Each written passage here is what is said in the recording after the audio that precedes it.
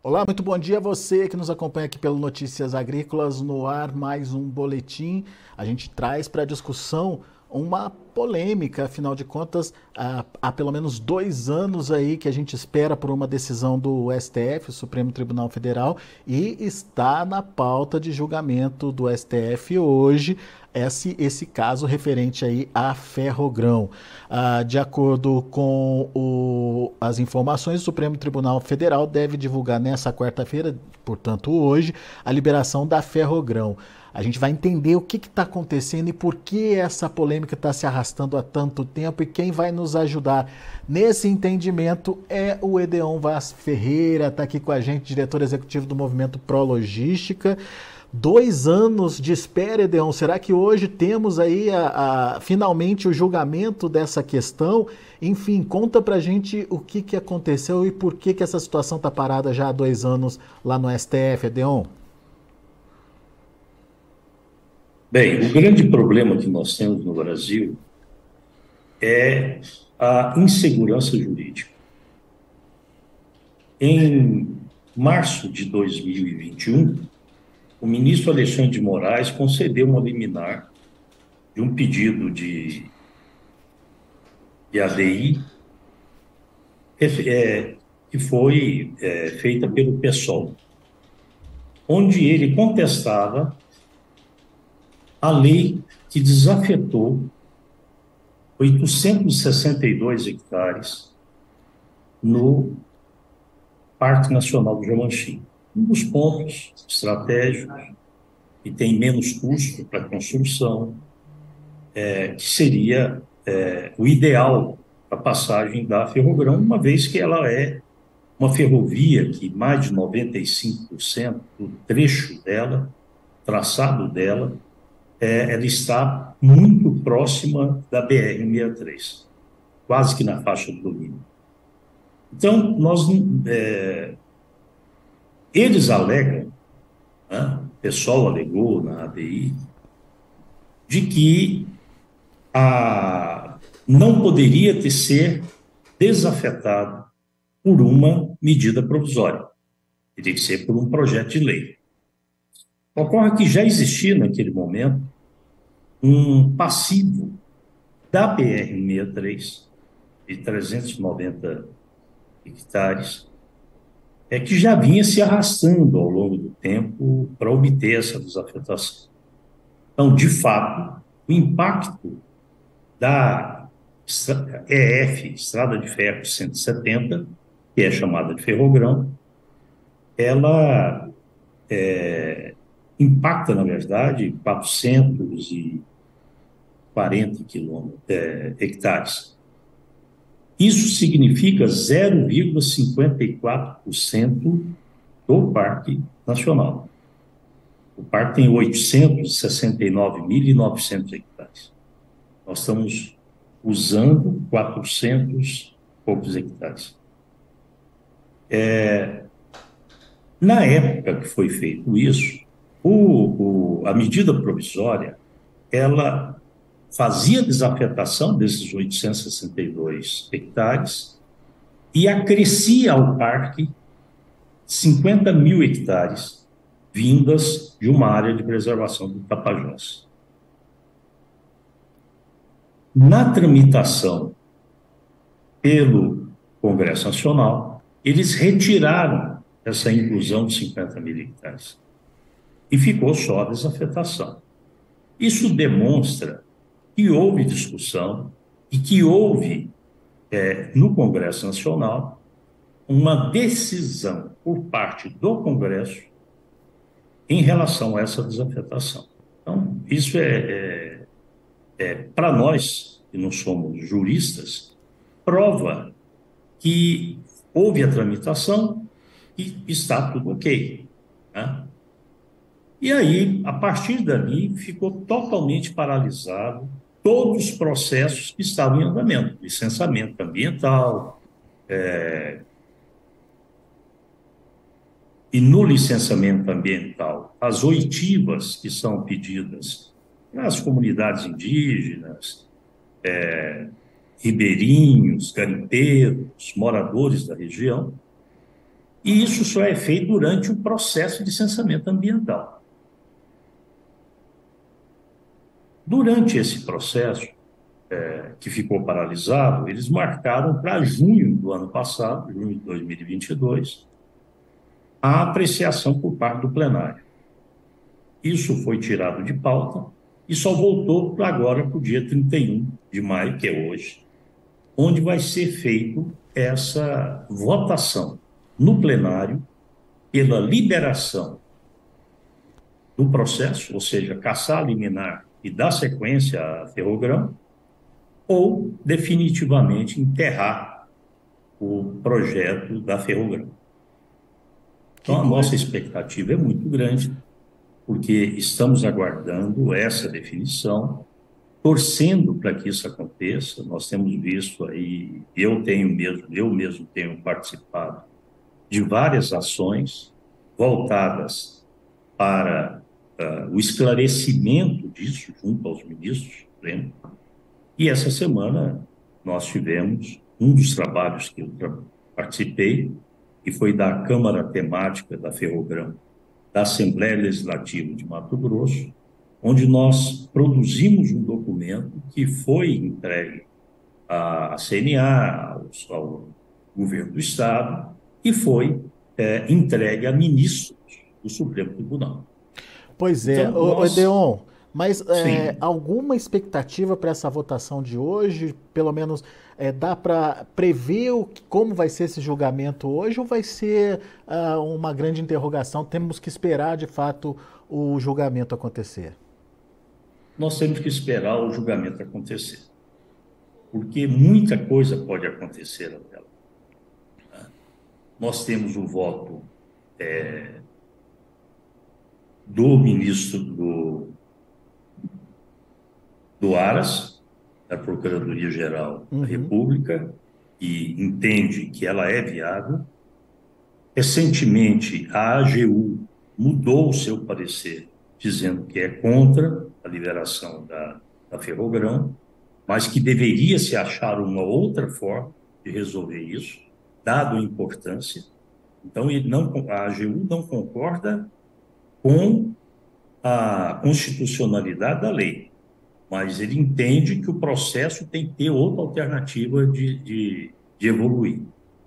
Então, nós temos que esperar. O dia de hoje é um dia de espera, um dia que nós vamos aguardar com muita ansiedade uma decisão sobre isso. Vamos entender a importância da Ferrogrão, seja a importância econômica, seja a importância ambiental da Ferrogrão, enfim. Vamos começar pelo conceito. O que é a Ferrogrão e qual que é o objetivo de se criar esse trecho, né, essa ferrovia, Edeon? Acho que nós temos que começar pela questão do ganho ambiental. A BR-163, ela hoje já escoou em 2022 14 milhões e 700 mil toneladas. Acreditamos que esse ano ela deve chegar a 18 milhões de toneladas. 17, 18 milhões de toneladas. Então, quando você transforma isso em caminhões, você vê o volume de caminhões que nós vamos ter transitando a BR-163. O estado de Mato Grosso, de acordo com o IMEA, ele vai estar produzindo, em 2032, 144 milhões de toneladas de grãos. Então, nessa conta, nós consideramos que 24 milhões ficaria dentro do estado ou em estados vizinhos, mas nós temos que exportar 120 milhões de toneladas. Então, nós precisamos escoar pela BR-163 ou pela ferrovia, e o preferencial é a ferrovia, nós vamos escoar 40 milhões de toneladas até Miritituba. Bom, 40 milhões de toneladas vai caber na BR-163. 40 milhões desceria para o Porto de Santos, por volta de 20 milhões pelo corredor da BR-364 com o Rio Madeira, lá em Porto Velho, e mais 15, 20 milhões sairia já pela FICO, né, pela Ferrovia de Integração Centro-Oeste, que até lá vai estar lá no Vale do Araguaia. Então, nós temos aí um desafio muito grande para o escoamento da safra. Não nos preocupa os portos, as estações de transbordo nos rios, porque isso a iniciativa privada, ela sabe muito bem quando ela tem que investir. Ela não vai deixar existir um apagão logístico em relação a porto. Mas nós precisamos da ferrovia. Bem, eu falei em números, e a gente tem que avaliar como é que fica a questão ambiental em relação. Já falei um pouco sobre a desafetação do parque, que é 400 e poucos hectares que vão interessar, de fato, a ferrovia, que é 0,054% da área do Parque Nacional do Jamanchim, que não tem impacto nenhum a comunidades indígenas. A comunidade indígena mais próxima está a 70 quilômetros. Então, qual o outro ganho ambiental que a gente vai ter? Nós vamos ter o ganho ambiental da retirada de parte dos caminhões da rodovia. Um comboio de 160 vagões, que é o que está sendo considerado nos estudos para a Ferrogrão, ele transporta esse comboio utilizando 3 locomotivas, cada locomotiva com 4 motores. Ele transporta 16 mil toneladas de grãos. Pô, 16 mil toneladas para ser transportado por caminhões, nós precisamos de 400 caminhões. Então, nós estamos substituindo 400 motores, que é um caminhão, por 12 motores, que são da ferrovia. Então, isso nos mostra o grande ganho ambiental que nós vamos ter. O cálculo é que a gente pode chegar a 1 milhão de toneladas de CO2 por ano de economia. Então, isso nos mostra que ela é uma ferrovia que trará um grande ganho ambiental. Ela resolve parte do nosso problema, que é a questão de escoar a produção, e também uma redução de custo. Ela é uma ferrovia de 933 quilômetros, com mais 45 quilômetros de acesso, ela chega próximo de 1.000 quilômetros, que ela vai ter 3 peras ferroviárias, uma em Santarenzinho, uma em Miritituba e outra em Itapacurá. Não vai transportar só grão, vai transportar etanol, vai transportar outras cargas, contêineres. Então, o nome é Ferrogrão, mas ela não é dedicada só a grãos. E, quiçá, a exploração de algumas jazidas de minério que nós temos também no Mato Grosso, e só não estão sendo exploradas porque não tem logística, não tem a logística adequada. Então, nós temos um empreendimento extremamente vantajoso, economicamente, na logística e no ganho ambiental. Agora, é interessante entender as vias de utilização aí para se parar um projeto desse tamanho, né?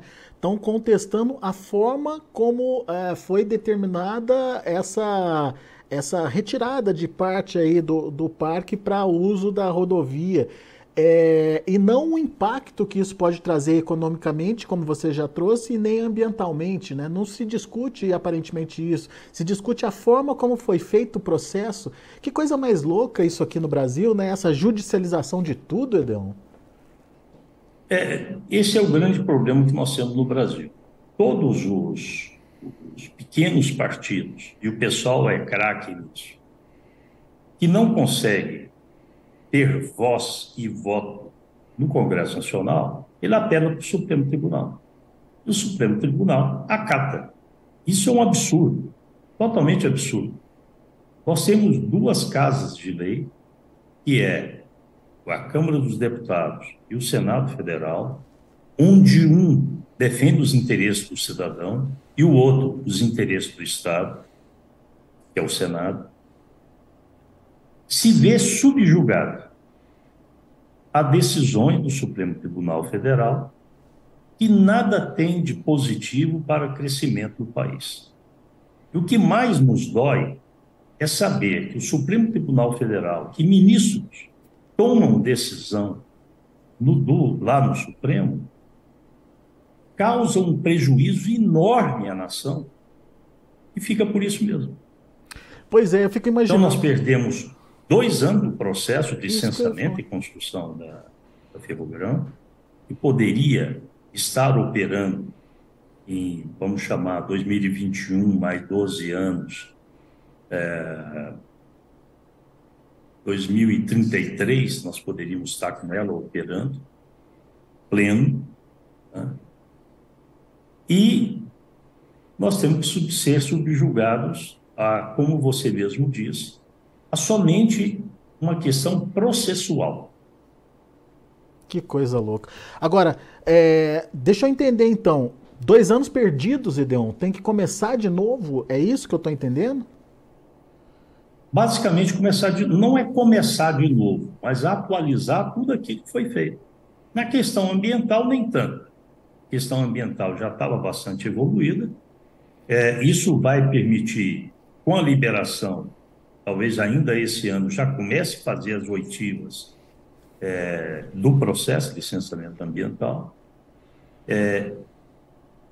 e oitivas que são oriundas de um acordo aceito pelo Brasil, que é o OIT 169,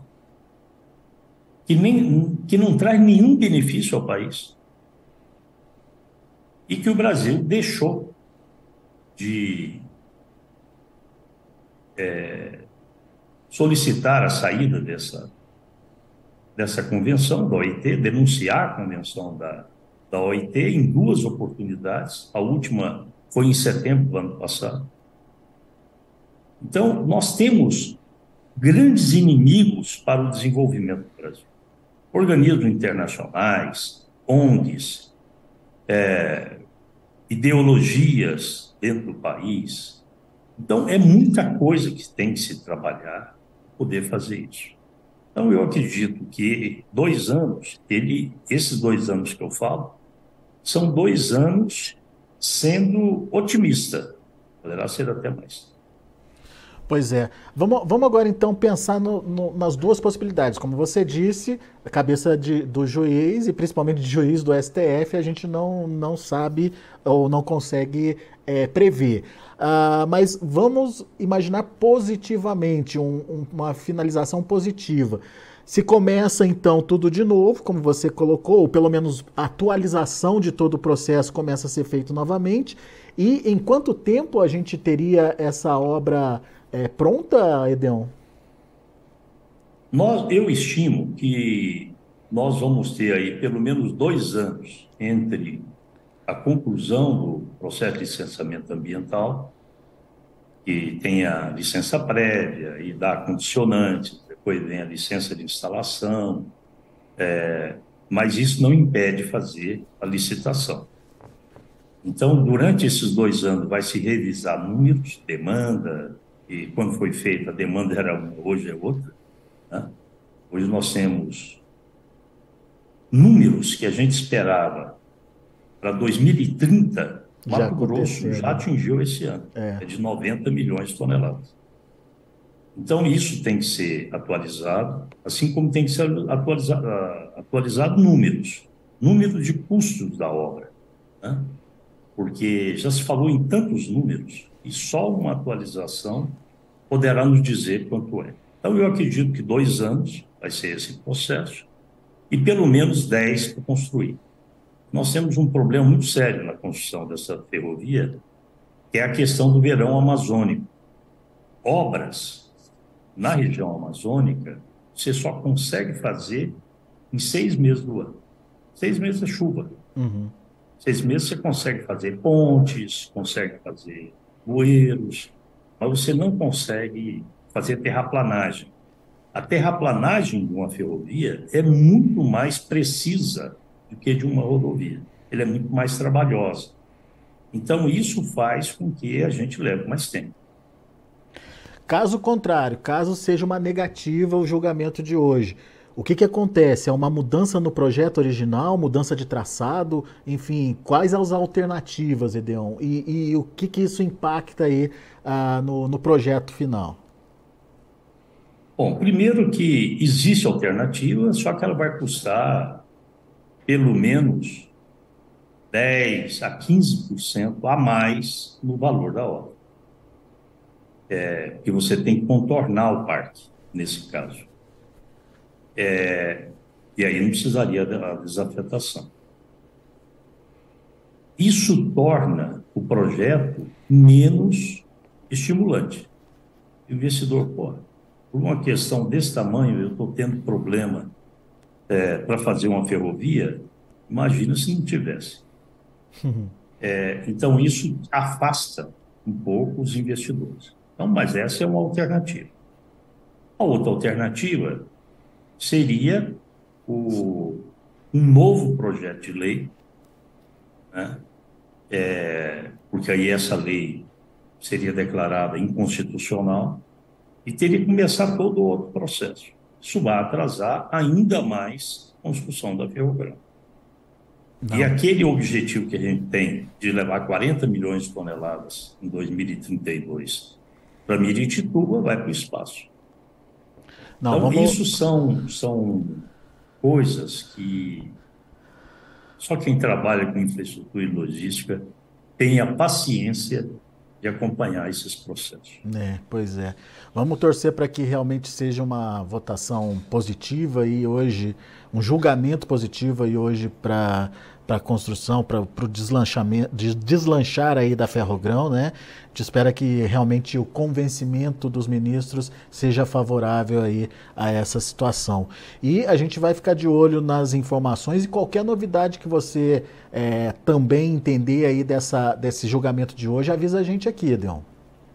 Ok, estamos sintonizados. Ok, muito obrigado por enquanto pela análise, pela avaliação aqui com a gente. Volte sempre.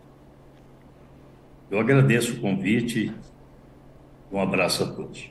Até a próxima, Edeon. Tá aí, Edeon Vaz Ferreira, diretor executivo do Movimento Pro Logística, contando o desafio que é hoje esse julgamento lá no STF. Relator é o ministro Alexandre de Moraes, concedeu uma liminar que paralisou todo o trabalho que já havia, que já estava em andamento. Por 2 anos, desde março de 2021, essa liminar está sendo utilizada aí, ou seja, um atraso significativo no processo de construção da Ferrogrão. E hoje, finalmente, o plenário do STF vai votar essa questão. Pelo menos a gente espera, né? Vamos ver se de fato está na pauta, né, do STF, mas se de fato os ministros conseguem votar essa situação. Uma judicialização, enfim, besta, né? A gente pode dizer isso, por conta de entendimento sobre o processo que regularizou, que concedeu a possibilidade de se passar um pedacinho da linha, um pedacinho da linha férrea, da Ferrogrão, dentro de um parque nacional que é o Guamanchim. E isso tudo, toda essa burocracia, deixando aí mais cara a logística brasileira, deixando aí mais complexa a situação de escoamento de grãos, principalmente do centro-oeste para o norte do país. Uma situação lamentável, realmente o Brasil precisa ser estudado. Bom, a gente vai ficando por aqui, daqui a pouquinho a gente volta com outras informações e mais destaques. Continue com a gente.